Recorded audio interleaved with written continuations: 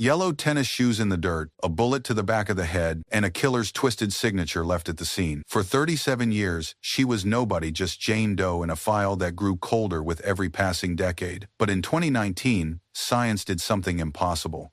It reached back through time, through bloodlines, through decades of silence, and spoke two names into existence: the victim the world forgot, and the monster who thought he'd gotten away with murder. This is the story of how DNA gave the dead a voice. Before we get into the story, drop a comment with your country and the time right now. The morning of July 17th breaks clean and golden over Sheep's Flat. Hikers move through stands of Jeffrey pine, their boots crunching over fallen needles. The air smells of resin and summer heat. One hiker stops. Something yellow catches the light between granite and brush. Yellow tennis shoes, legs in faded denim, a woman lying face down near the ridge. The hikers back away. One runs for the trailhead. Within the hour, deputies from the Washoe County Sheriff's Office arrive, their vehicles kicking up dust along the access road. They seal the area with yellow tape. Detectives step carefully around the body, cameras clicking, evidence bags rustling in the breeze. She wears Lee jeans, a sleeveless blue shirt over a swimsuit. Her brown hair is tangled with pine needles. She looks like someone who had been enjoying an ordinary summer day before the world ended. The detective crouches beside her. He notes the single gunshot wound to the back of her head, execution style, but something else draws his attention. A pair of men's underwear has been placed deliberately over the wound, as if the killer wanted to hide what he had done or mark it. The positioning of the body suggests she was bending forward when she was shot. Perhaps kneeling, perhaps begging. Evidence bags fill slowly. Soil samples, cigarette butts, fabric fibers. A photographer circles the scene, documenting every angle. The coroner's van waits on the access road, its back doors open like a mouth. By noon, local radio stations interrupt programming. Unidentified woman found dead near Lake Tahoe. Sheriff's office investigating. The hiking trails empty within hours. Families pack up their picnics. Tourists cancel reservations. A shadow settles over the lake, and the community begins asking the same question over and over. Who was she? That evening, as the sun sinks behind the Sierra Nevada, the coroner's office begins its work. The autopsy room is cold and fluorescent. Steel tables gleam under harsh light. The medical examiner works methodically, documenting every detail. The gunshot wound to the back of the head is clean, professional. A single bullet, no exit wound. The killer knew what he was doing. Evidence of sexual assault is noted in the official report. Bruising, tearing, violence layered upon violence. Her clothing is removed piece by piece and catalog. Lee jeans, size 6. Yellow canvas tennis shoes, worn but clean. A sleeveless blue shirt with a distinctive pattern, layered over a one-piece swimsuit. Each item is photographed, tagged, bagged. Then the men's underwear. White briefs, stained and wrinkled. They do not belong to her. The medical examiner handles them carefully, aware that DNA technology may one day make this fabric speak. The detective stands in the observation area, watching through glass. He has seen violent deaths before, but something about this case unsettles him. The precision, the coldness, the attempt to obscure and yet also mark the crime. No identification, no wallet, no keys, no jewelry except a plain watch that stopped at 11:43. Morning or night, no one can say. Fingerprints are lifted, dental impressions taken, hair samples clipped and preserved. The medical examiner measures and records. 5 feet 5 inches tall, 112 pounds, hazel eyes, brown hair. A vaccination. Scar on the left arm. Evidence of a cesarean section, healed and old. A bruise beneath one toenail, dark and recent, a sign of struggle in her final moments. Outside the morgue, newspapers prepare their headlines. Jane Doe murder shocks Tahoe. The story runs above the fold. Readers consume their morning coffee alongside descriptions of violence. Fear spreads in concentric circles from Sheep's Flat outward. The detective orders further analysis, toxicology, serology, trace evidence, anything that might provide a thread to pull. But for now, she remains nameless. 3 days after the discovery, the detective sits in the Washoe County Sheriff's Office, reviewing what little they have. The case file grows thicker with forms and photographs, but no closer to answers. She is officially classified as Sheep's Flat Jane Doe. Her physical description is entered into the National Crime Information Center database. Height, weight, scars, dental records, everything that might match a missing persons report somewhere in the country. The bruise beneath her toenail draws particular attention during the investigative review. It is fresh, distinct. The medical examiner believes it occurred during a struggle. Perhaps she tried to run, stumbled, fought back in those final terrible moments. Detectives canvass the area. They interview hikers, campground managers, gas station attendants. Did anyone see a woman matching her description? Did anyone notice suspicious vehicles near Sheep's Flat in the days before July 17th? No one remembers anything useful. Summer brings thousands of visitors to Lake Tahoe. Faces blur together. Memories are vague. Local residents stop hiking alone. Parents keep their children closer. The community organizes safety meetings at the elementary school gymnasium. People stand in clusters, arms crossed, demanding answers the sheriff's office cannot provide. Is there a killer still out there? Someone asks. The detective can only say they are investigating all possibilities. Hundreds of missing persons reports are compared against Jane Doe's profile. A woman from Sacramento, wrong dental records. A runaway from Portland, wrong height. A tourist from Arizona located alive in San Diego. Each potential match collapses under scrutiny. The blue sleeveless shirt becomes a focus. Detectives trace its manufacturer, its distribution.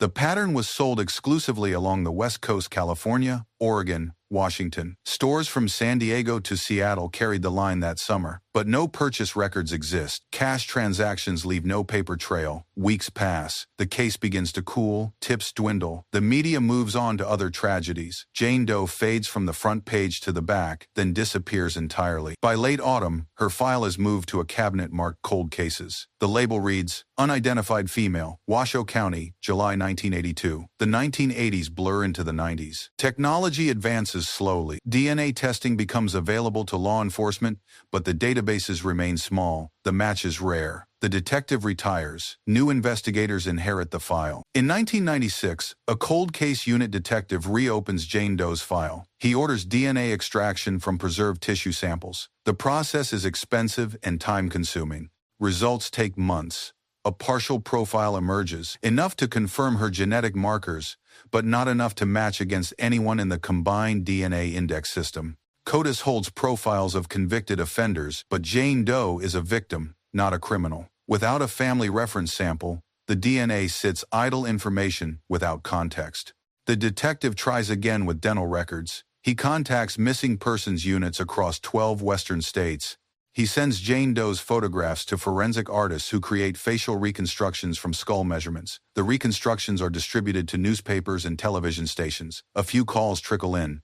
A woman in Reno thinks Jane Doe looks like a former neighbor. A man in Sacramento believes she might be his estranged sister. Each lead is investigated. Each lead dies. The community has not forgotten. On the anniversary of her discovery, small vigils are held near Sheep's Flat. Candles flicker in the mountain wind.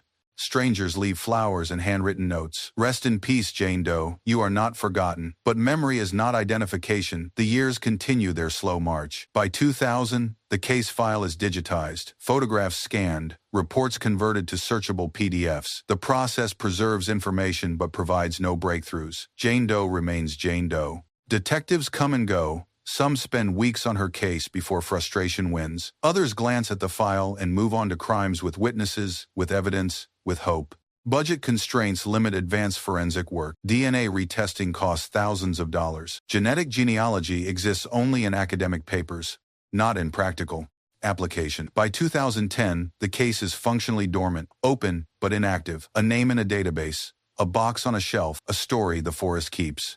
2015 arrives with new determination. A detective assigned to the cold case unit pulls Jane Doe's file during a routine archive review. He is younger than his predecessors, raised in an era where technology solves puzzles that once seemed impossible. He reads through decades of reports. He studies the crime scene photographs. He examines the evidence logs, and he feels the same frustration that has haunted every investigator before him. Digital scans of the entire file are made for long-term preservation. High-resolution images replace fading Polaroids. The detective uploads her information to national databases that did not exist in 1982. NamUs, the Doe Network, Charlie Project. Each system connects to others, creating a web of searchable data. Still, no match. In an interview with a local reporter, the detective admits publicly what has been known internally for decades. We have no missing persons report that matches our victim. It's as if she appeared in those mountains without a past. The article reignites public interest briefly. True crime forums discuss her case. Amateur investigators propose theories. But without new evidence, attention fades again. The detective attends conferences on cold case investigations. He learns about forensic advancements in other jurisdictions: touch DNA, isotope analysis, cell tower triangulation. Each technique offers possibilities, but Jane Doe's case predates the era of cell phones and surveillance cameras. Then, in early 2018, an invitation arrives: a forensic seminar in Nevada. The guest speaker is Dr. Colleen Fitzpatrick, a physicist and genealogist pioneering a new approach to unidentified remains. The detective almost declines. He has attended dozens of seminars. They blend together PowerPoint presentations and lukewarm coffee, but something in the abstract catches his attention: using genetic genealogy and public DNA databases to identify victims and solve cold cases. He registers for the conference. 3 months later, he sits in a hotel ballroom, taking notes that will change everything. Dr. Colleen Fitzpatrick stands at the podium with the confidence of someone who has spent years proving skeptics wrong. She is brilliant and precise, her background in nuclear physics informing her approach to genealogical puzzles. Law enforcement has relied on direct DNA matches, she explains. The suspect's profile in CODIS, or a family member's sample. But what happens when you have DNA and no database match? What if the victim has no criminal record, no military service, no entry point into traditional systems? The detective leans forward. Genetic genealogy changes the equation, Dr. Fitzpatrick continues. We upload crime scene DNA to public databases like GEDmatch. We identify distant relatives, second cousins, third cousins, and build family trees backward. We find common ancestors. Then we trace forward through generations until we locate the individual. She clicks through case examples. A child identified after 30 years, a homicide victim given her name back, a killer found through his family's recreational genealogy tests. The detective thinks of Jane Doe. Her DNA is preserved. Her profile sits unused. After the lecture, he approaches Dr. Fitzpatrick. They talk for 20 minutes. She listens intently as he describes the 1982 case. She asks about evidence preservation, DNA quality, chain of custody. It's possible, she says finally, but you'll need institutional support, funding, and patience. These investigations take months. The detective returns to Washoe County with a proposal. The cold case unit meets. Budget concerns are raised. Legal questions about privacy and public databases are discussed. Some detectives are skeptical, others are hopeful. By summer, a decision is made. The Washoe County Sheriff's Office will partner with the DNA Doe Project, a nonprofit organization using forensic genealogy to identify unknown victims. Across the country, volunteers prepare to spend hundreds of hours they will never be paid for, building family trees for a woman they will never meet.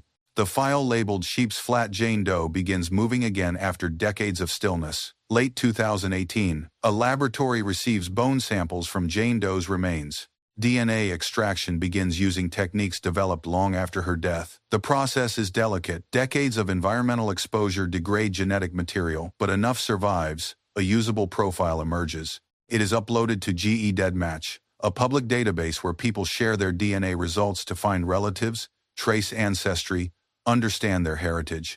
Most users have no idea their genetic information might someday solve a murder. The DNA Doe Project assigns volunteers to Jane Doe's case. They are genealogists, genetic researchers, retirees, and students. They work from home, late at night, between jobs and family obligations. They receive no payment. Their reward is measured in names restored. The volunteers study genetic matches. GEDmatch identifies individuals who share segments of DNA with Jane Doe. These are not close relatives. No parents or siblings appear in the results. Instead, the matches are distant cousins, people separated by several generations from common ancestors. One volunteer focuses on a cluster of matches in Michigan. Another traces branches through Wisconsin and Ontario. They build family trees using census records, marriage certificates, obituaries, military enlistments. Public records become puzzle pieces. Hours turn into weeks.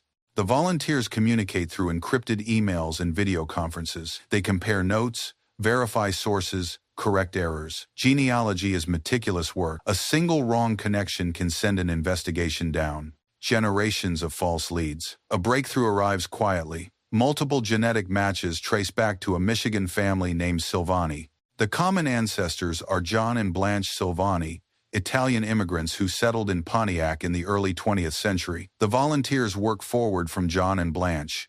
They map descendants through birth records, marriage licenses, city directories. Branches split and merge. Some lines end, others proliferate, then a name surfaces. Mary Edith Silvani. Born September 29, 1948, Pontiac, Michigan. Daughter of an Italian father and Canadian mother, the detective requests fingerprint records from Michigan. A comparison is made against prints taken in 1982. The match is perfect. May 2019. The Washoe County Sheriff's Office prepares a press conference. Media outlets are notified. Reporters gather in the briefing room, cameras ready. The detective stands beside the sheriff. Behind them, a screen displays two images, the facial reconstruction from 1982 and a photograph of Mary Edith Silvani from her youth. After 37 years, the sheriff begins, "We can finally give her name back." The detective explains the forensic genealogy process without revealing too many technical details. He thanks the DNA Doe Project, Identifinders International, and Dr. Colleen Fitzpatrick. Mary Edith Silvani was born in Michigan, he says. Fingerprint comparison confirms her identity beyond any doubt. She was 43 years old when she died at Sheep's Flat. Questions erupt from reporters. Where was she living in 1982? Why was no missing persons report filed? Who killed her? We're working on those answers, the detective replies. The story spreads nationally within hours. 37-year-old Jane Doe identified through genetic genealogy. True crime communities celebrate the breakthrough. Genealogy hobbyists see validation for their tools and methods. But for the detective, the press conference is not closure. It is transition. Mary Silvani has her name, but her killer remains unknown. Within days, the cold case unit contacts Mary's surviving relatives in Michigan. A nephew answers the phone, his voice cautious. He has seen the news. He knew his Aunt Mary existed, though he never met her. "We thought she just disappeared," he says. The family assumed she wanted to start over somewhere. Arrangements are made. The detective flies to Detroit. The meeting happens in a quiet living room. Old photographs are spread across a coffee table. Mary as a child, Mary as a teenager. Her smile is tentative in every image, as if she never fully believed in her own place in the frame. The nephew shares what little he knows. Mary Edith Silvani's life unfolded in fragments. Her father died when she was young, leaving her mother to raise her and her siblings alone. Mental illness claimed her mother years later, leading to institutionalization. Mary spent time in foster care, in temporary housing, on the margins of stability. In 1972, Mary gave birth to a child. The baby was placed for adoption. The records are sealed, but the fact remains documented in hospital archives. She drifted west in the late 70s. Family members lost contact. Occasional letters arrived from California, brief and vague. Mary mentioned odd jobs, new friends, the hope of starting fresh. Then the letters stopped. No one filed a missing persons report because no one realized she was missing. Mary existed in the spaces between systems. No permanent address, no steady employment, no close relationships documented in any official capacity.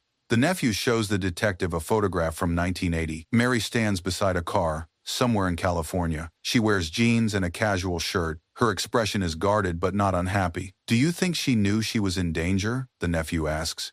The detective chooses his words carefully. "I think she was trying to survive, and someone took that chance away from her." Michigan media picks up the story. Local papers run retrospectives about Mary. A woman from Pontiac contacts the sheriff's office, claiming she attended school with Mary. She remembers her as quiet, polite, always a little apart from the other students. The detective returns to Nevada with more questions than answers. Mary's life explains why she went unidentified for so long. She slipped through the cracks of society before she slipped into a shallow grave. But identifying Mary is only half the investigation. The men's underwear recovered at the crime scene contained DNA. The same genetic genealogy process that found Mary can now hunt her killer. The volunteers return to their computers. Late 2019. The DNA Doe Project shifts focus to the male DNA profile extracted from evidence at Sheep's Flat. The process mirrors Mary's identification, but follows different branches, different ancestors, different lines of descent. Volunteers upload the suspect's profile to GEDmatch. Genetic matches appear distant relatives separated by generations. The genealogists begin building trees. The work is painstaking. Each match requires verification.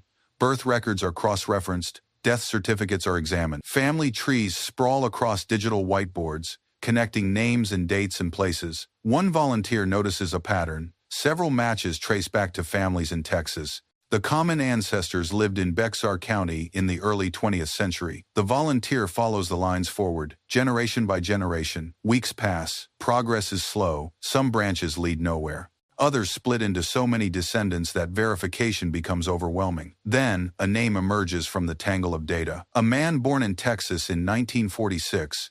His descendants appear among the genetic matches. The genealogical tree aligns with the DNA evidence. The detective reviews the findings. The name means nothing to him initially. A record search begins. Texas birth certificates, California DMV records, criminal databases. Results return within days. James Richard Curry, born March 19, 1946, Beer County, Texas. The detective's pulse quickens as the record unfolds. Arrest for armed robbery, conviction, incarceration. Parole in 1977, moved to California. Employment as a locksmith in Tulare County. The detective pulls case files from California jurisdictions. Curry's name appears in investigative reports, suspected in multiple homicides between 1982 and 1983, never formally charged due to insufficient evidence at the time. Then the final entry, arrested January 1983 in San Jose for the murder of a couple, confession to multiple killings. True crime forums light up with speculation. Researchers dig through archived newspapers. A monster is taking shape from decades-old ink. The breakthrough requires confirmation. Genetic genealogy provides strong evidence, but law enforcement prefers certainty. The detective needs a direct DNA comparison. Research locates James Richard Curry's children. They are adults now, living quiet lives far removed from their father's violence. The detective contacts them carefully, explaining the investigation without revealing graphic details. Both children agree to provide DNA samples. They want closure as much as anyone. The samples are processed. The comparison is run. Results are unambiguous. James Richard Curry is the biological father of these individuals, and his DNA matches the profile from Mary Silvani's crime scene perfectly. We have him, the detective tells the cold case unit, but there will be no arrest, no trial, no courtroom confrontation. James Richard Curry died in January 1983. The detective travels to California to review archived files from Santa Clara County. The records are stored in a climate-controlled facility, boxes stacked floor to ceiling. He finds the file marked Curry, James Richard, and carries it to a reading table. The contents paint a portrait of escalating violence. Curry's early crimes were financial robbery, burglary, but after his parole in 1977, the nature of his offenses changed. He worked as a locksmith, a job that provided access to homes and trust from customers. He managed a self-storage facility in Waukena, where the bodies of earlier victims were discovered. Investigators suspected him, but lacked evidence for prosecution. In January 1983, a couple was found murdered in San Jose. Evidence pointed to Curry. He was arrested within days. During interrogation, Curry confessed. The transcript is chilling in its casual tone. He describes multiple killings as if recounting a grocery list. Santa Clara County, Tulare County, possibly others. Asked specifically about 1982, Curry mentions a woman near Tahoe. Details are vague. He offers no remorse, no explanation. 3 days after his arrest, James Richard Curry hanged himself in his jail cell. The detective returns to California archives weeks later, compiling a complete timeline of Curry's criminal history. The file grows thick with cross-reference reports from multiple jurisdictions. 1977, parole from Texas prison, moved to California, employment at a storage facility in Waukena, first suspected homicide later that year, victim unidentified. 1980, additional suspicious deaths near locations where Curry worked or lived, evidence insufficient for charges. 1982, Mary Silvani murdered at Sheep's Flat in July. Curry's whereabouts that summer place him in Northern California.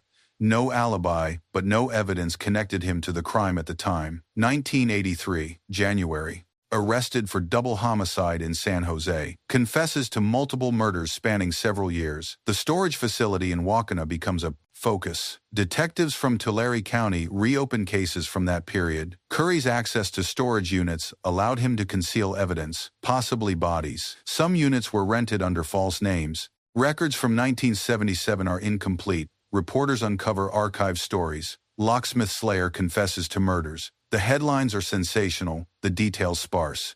Curry's suicide cut short any comprehensive accounting of his crimes. The detective cross-references Mary Silvani's murder with Curry's known movements. Sheep's Flat is remote but accessible from Highway 50. Curry drove a van, perfect for transporting victims. His locksmith tools included items that could serve other purposes: restraints, weapons. The men's underwear left at the scene now makes sense. It was Curry's, placed deliberately, perhaps as a signature. Other crime scenes from the same period show similar elements: personal items left behind, evidence simultaneously hidden and displayed. Multiple jurisdictions contact the Washoe County Sheriff's Office.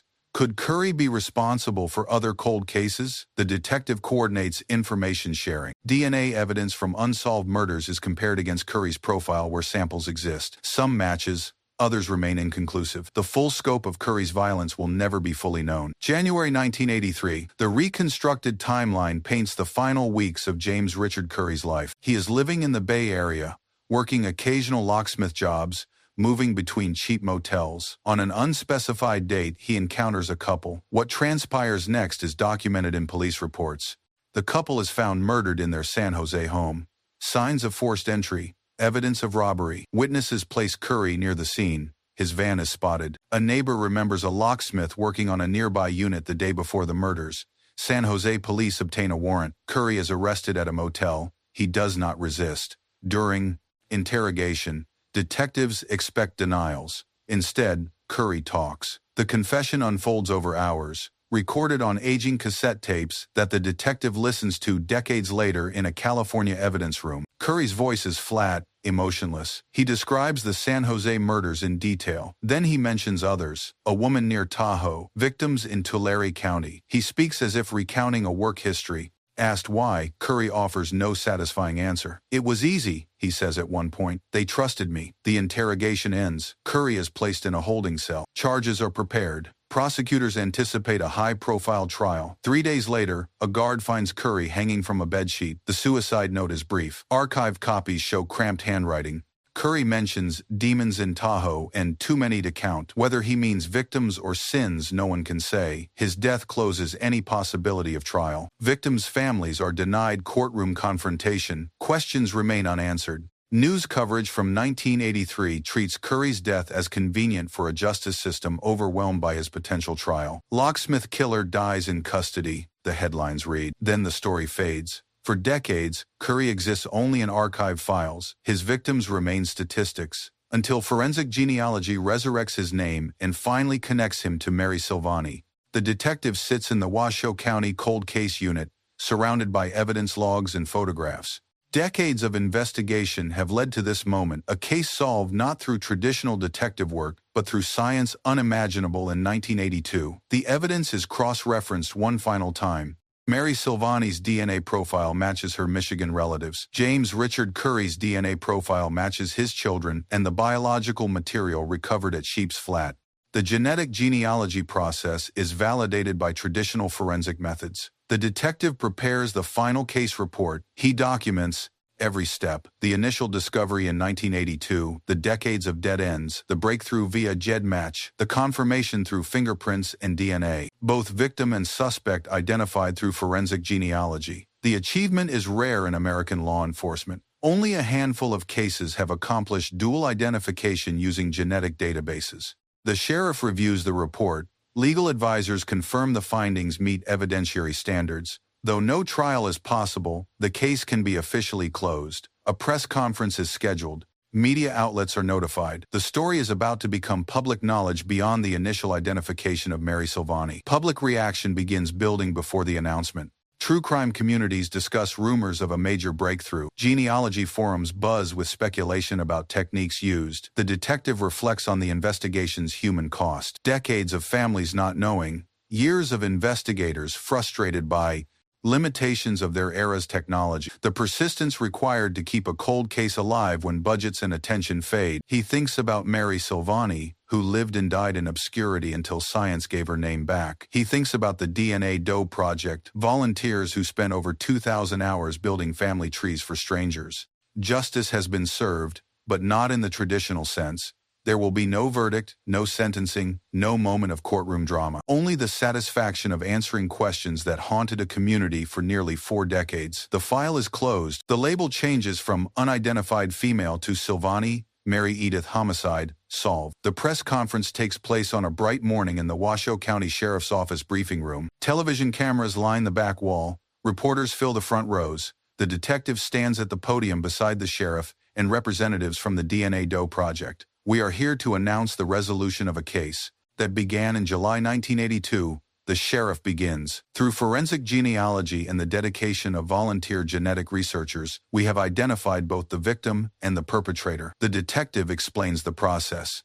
Mary Edith Silvani's DNA was uploaded to a public genealogy database. Volunteers traced her genetic connections to relatives in Michigan. Fingerprint comparison confirmed her identity. Using the same methodology, we identified the male DNA from the crime scene. That profile belongs to James Richard Curry, who died in custody in 1983. The announcement generates immediate reaction. Reporters ask questions rapid fire. How reliable is genetic genealogy? What are the privacy implications? Will this technique be used on other cold cases? The detective answers carefully. Forensic genealogy is scientifically sound when properly executed. Privacy concerns are addressed through legal frameworks and ethical guidelines. And yes, this case demonstrates the viability of the approach for other unsolved crimes. National media picks up the story within hours. Headlines run across news websites and cable broadcasts. DNA identifies both victim and killer in 40-year-old cold case. The public response is overwhelmingly positive. Comments on news articles express admiration for the investigators' persistence. Genealogy enthusiasts see their hobby validated as a tool for justice. Ethical debates emerge in academic circles. Legal scholars discuss the implications of using consumer DNA databases for criminal investigations. Privacy advocates raise concerns. Law enforcement officials argue for public safety. But for Mary Silvani's family in Michigan, the news brings something simpler than debate. It brings an end to decades of not knowing. Her nephew calls the detective that evening. "Thank you," he says. She has her name back. The detective travels to Michigan again, this time bringing closure instead of questions. He meets Mary's relatives in the same living room where they first spoke months earlier. The photographs are still spread across the coffee table. Mary as a child, before hardship reshaped her life. Mary as a teenager, her eyes already carrying the weight of loss. Mary in California, standing beside that car, trying to smile. The nephew takes the restored identity documents the detective has brought. Official papers that change Mary's status from unidentified remains to a named individual, with birth records, family history, a place in the world. "We'd like to bring her home," the nephew says, "or at least give her a proper goodbye." The detective explains that Mary's remains have been preserved. After so many years as evidence, they can now be released to the family. They discuss options: burial in Michigan near her parents, cremation, a memorial service. She loved the outdoors, a cousin remembers. Even when things were bad, she'd talk about finding peace in nature. The nephew makes a problem decision. "We'll have her cremated, and we'll take her back to Lake Tahoe. She should rest where she last felt free." Michigan media covers the family's reaction. Local papers run human interest pieces. The woman who vanished returns home. Television stations interview neighbors who remember the Silvani family from decades past. An elderly woman recalls Mary from elementary school. She was quiet, sweet. Life wasn't kind to her, but she never became mean because of it. The family begins planning a memorial ceremony for summer.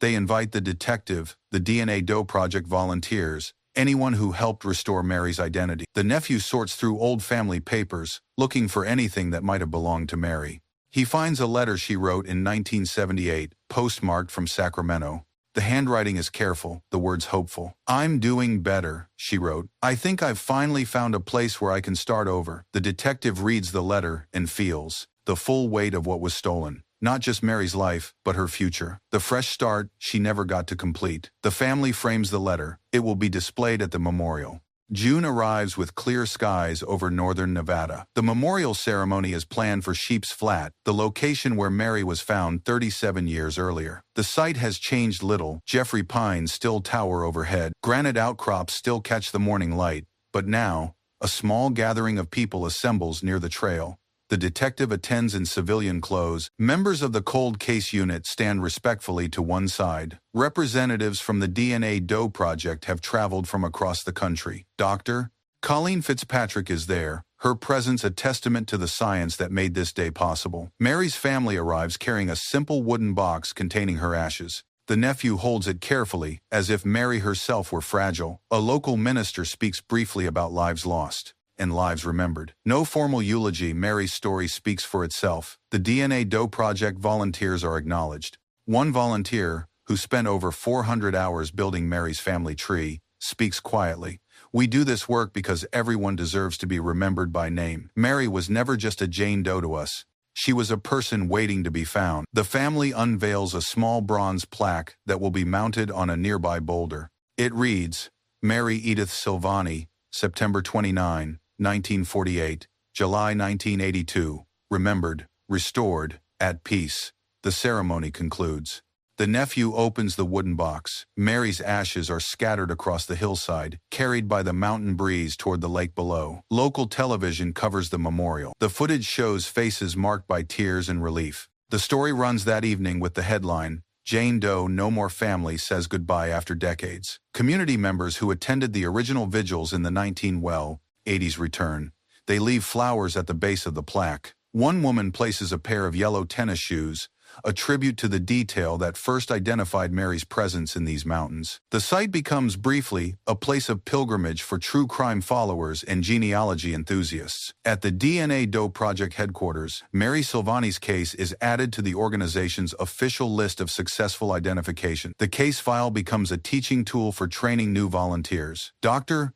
Colleen Fitzpatrick reviews the investigation during a workshop on forensic genealogy. She walks attendees through the process: DNA extraction, database upload, genetic match identification, family tree construction, verification through traditional records. "This case demonstrates what's possible when science and persistence intersect," Dr. Fitzpatrick explains, "but it also highlights the limitations. We identified the killer, but he was already dead. The family has answers, but no trial, no courtroom closure." The workshop attendees, law enforcement officers, genetic genealogists, forensic scientists, discuss the ethical dimensions. Should DNA from consumer databases be used without explicit consent from those who uploaded it? How do we balance privacy rights against the needs of justice? The consensus is cautious optimism. The technology is powerful, the results are undeniable, but guidelines must be established, transparency maintained, oversight ensured. The DNA Doe Project faces ongoing challenges. Funding is perpetually uncertain. The organization relies on donations and grants. Each case costs thousands of dollars in laboratory fees, database access, and staff time. Some volunteers burn out after years of unpaid work. Others remain committed, driven by the belief that their skills can speak for the dead. Mary's case brings renewed attention and funding. Donations increase. New volunteers sign up. The organization expands its capacity to take on additional cases. Across the country, other sheriff's offices and police departments reach out. Could the DNA Doe Project help identify remains from their jurisdictions? Could genetic genealogy solve their cold cases?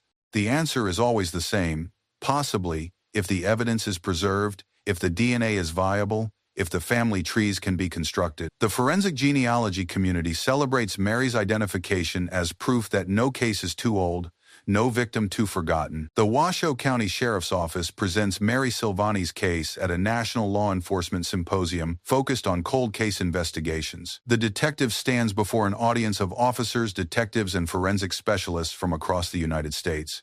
He begins with the crime scene photographs from 1982, the yellow tennis shoes, the blue shirt, the men's underwear placed over the wound, details that haunted investigators for decades. He walks through the false starts, missing persons reports that didn't match, DNA profiles that found no hits in CODIS, facial reconstructions that generated dead-end tips. Then he describes the breakthrough, the seminar with Dr. Fitzpatrick, the partnership with the DNA Doe Project, the painstaking construction of family trees, the moment Mary's name was finally spoken aloud. Forensic genealogy didn't just identify our victim, the detective explains. It gave us her killer. James Richard Curry was dead before we even had a name for Mary. Traditional investigation would never have connected them. Questions follow. How long did the genetic research take? What legal hurdles did the department face? Would the evidence have been admissible in court? The detective answers honestly. The research took over a year. Legal questions about privacy and database use were navigated carefully with county attorneys.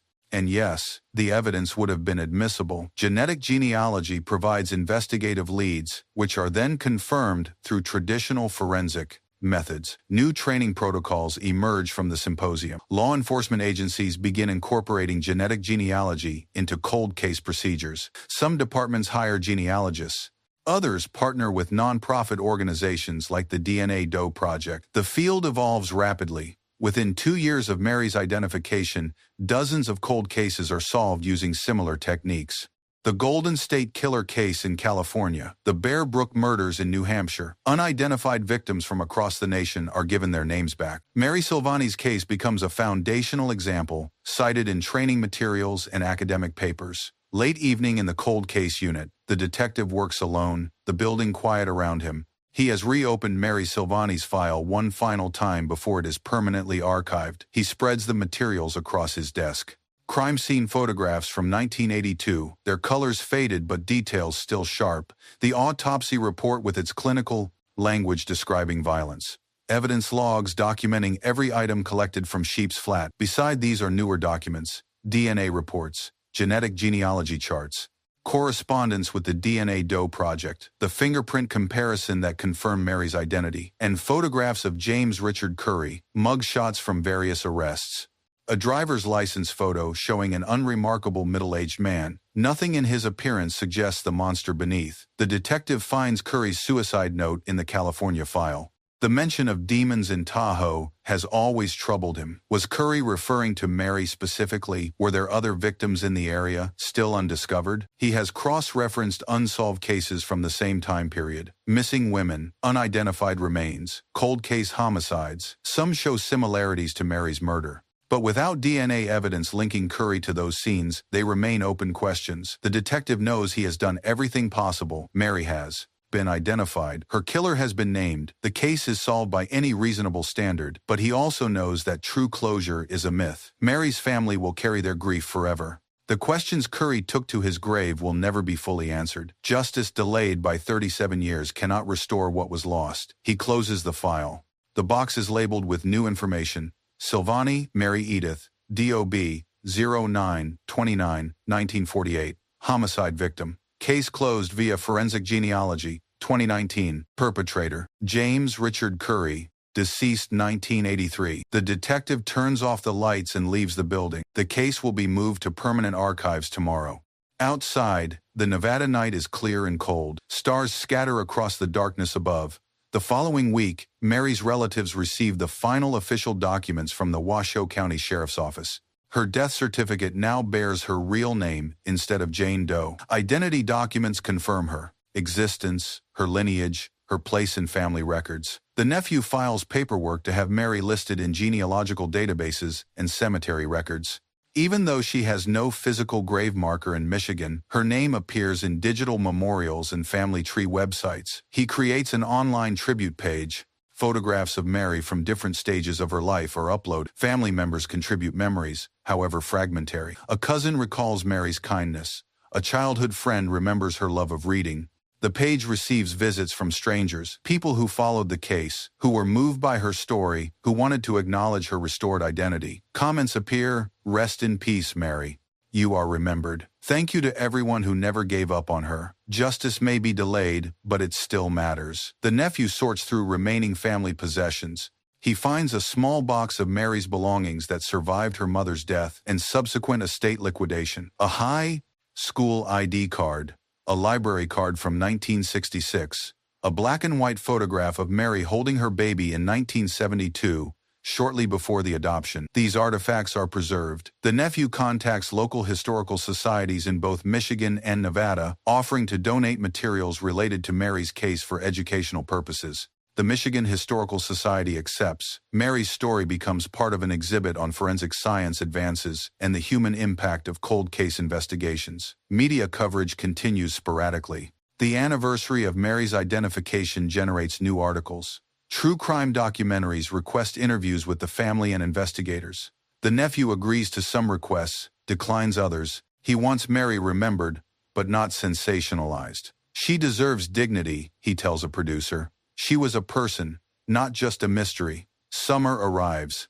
The family returns to Lake Tahoe for a private ceremony. August sun warms the mountains above Lake Tahoe. Mary's family gathers again at Sheep's Flat. this time without cameras or crowds, just relatives, standing near the plaque that bears her name. The nephew carries a small memorial wreath woven with wildflowers native to Michigan and Nevada, a connection between the place she was born and the place she died. They walk the trail slowly, noting how peaceful the location is. Birds call from the pines. The lake glimmers blue and infinite in the distance. It is hard to reconcile such beauty with such violence.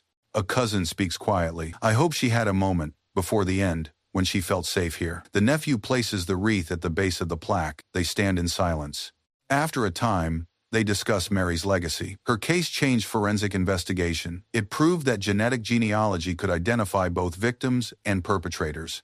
It showed that time and degradation could not permanently erase truth. She would have been 76 this year, the nephew says. She should have had decades more. They return to the trailhead as afternoon shadows lengthen. Before leaving, they take photographs of the plaque, the mountains, the lake, evidence of presence, of remembrance. Local newspapers run a brief story about the family's return. Relatives honor memory of identified murder victim. The article is respectful, factual, focused on Mary's humanity rather than the sensational details of her death. Online, the story spreads through true crime communities. Mary's case is held up as an example of what forensic genealogy can accomplish. Her name is invoked in discussions about cold case reform, victim identification protocols, and the ethical use of DNA databases. Months pass. The intensity of public attention fades. Mary's case becomes part of the historical record, no longer breaking news, but a documented example of justice achieved through persistence and scientific advancement. The family returns to daily life, carrying Mary with them in private ways. The family Baid Arjan Ankame. Detective attends a retirement ceremony 2 years after Mary's case is closed. He has served 30 years in law enforcement. Mary Silvani's identification stands as one of his career's defining achievements. During his farewell speech, he speaks about cold cases and the investigators who refuse to let them fade. Every unsolved case is a promise we make to victims and their families. The promise that we will not forget, that we will not stop searching, that justice may be delayed, but not forever denied. He mentions Mary specifically. She waited 37 years for her name. She deserves to be remembered not as Jane Doe, but as Mary Edith Silvani, a woman whose life mattered, whose death mattered, and whose story will help others find justice. Colleagues present him with a framed photograph, the bronze plaque at Sheep's Flat bearing Mary's name. Beneath it, an inscription, "Every victim deserves to be known." The detective hangs the photograph in his home office. It is both a memorial and a reminder. In the years that follow, he volunteers with the DNA Doe Project. His law enforcement experience pairs with the genealogist's technical skills. He helps coordinate between agencies and volunteers, facilitating investigations that might otherwise stall in bureaucratic delays. Other cold cases are solved using the template established by Mary's investigation. The detective provides guidance, shares lessons learned, helps newer investigators navigate the complexities of forensic genealogy. He receives occasional updates about Mary's case. The nephew contacts him on anniversaries. The DNA Doe Project sends annual reports highlighting Mary's identification as a milestone achievement. Television documentaries about cold case breakthroughs interview the detective. He always brings the conversation back to Mary, her humanity, her dignity, the importance of restoring identity to the forgotten.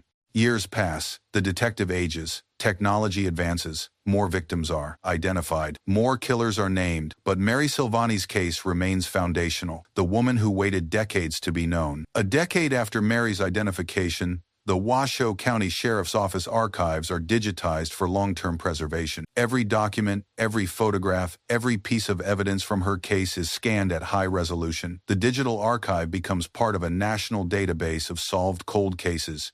Law enforcement agencies, academic researchers, and forensic genealogists access the files for training and reference purposes. Mary's case appears in textbooks on forensic science. Chapters on genetic genealogy use her identification as a primary example. Students study the investigative process, the scientific methodology, the ethical considerations. Dr.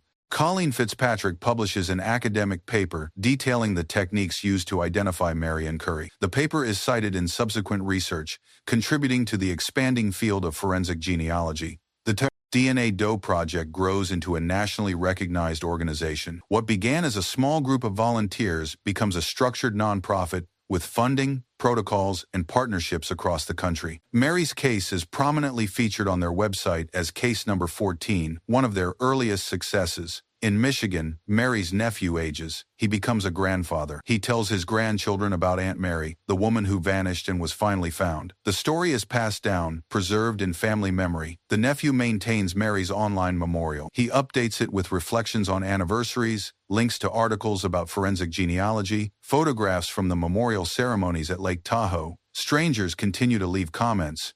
I learned about Mary in my forensic science class. Her story inspired me to study genealogy. Thank you for keeping her memory alive. At Sheep's Flat.